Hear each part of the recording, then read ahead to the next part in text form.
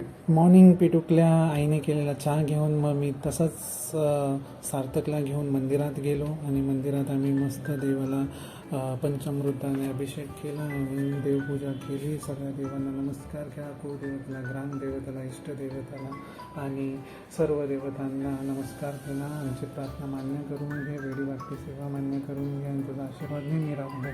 आणि मग आम्ही तसंच प्रार्थना करून शनी घरी निघालो आणि घरी आल्यानंतर चेकबुक घ्यायला पोस्ट ऑफिसमध्ये गेलो आणि देव आणि मी मेंदूवड्याचा आस्वाद घेतला आणि मस्त राऊंड मारत होतो. देव गावावरून आलेला म्हणून त्याला थोडं फिरवलं, वन दाखवलं आणि मग आदिराजला घरी येऊन शनी मस्ती करताना पाहताना त्याचे व्हिडिओ काढले. ABCD फॉर सगळं बोलत होता तो.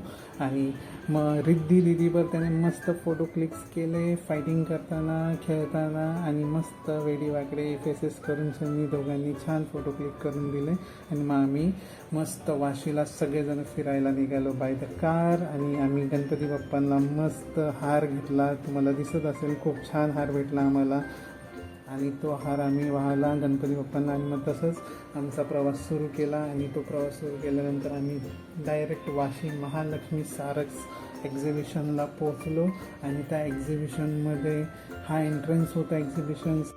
ह्या एक्झिबिशनमध्ये खूप सारे स्टॉल्स लागले होते. त्यातलाच एक देवाच्या आईचा स्टॉल होता, गाईच्या तुपाचा होममेड होता, खूप सुंदर दिसत होत्या आणि खूप छान बोलत होत्या. त्यांनी छान इंट्रोडक्शन दिला त्यांच्या तुपाचा. आणि बाकी पण आम्ही सगळं एक्सप्लोअर केलं. कोणी फ्रेम्स ठेवले होते, कोणी मातीचे भांडे बनवलेली होती, कोणी खेळणी बनवलेली होती, कोणी फोटो फ्रेम्सला कॅनव्हामध्ये पेंट करून शनी वुडनचे फ्रेम्स तयार केलेले होते. खूप छान दिसत होते ह्या फ्रेम्स.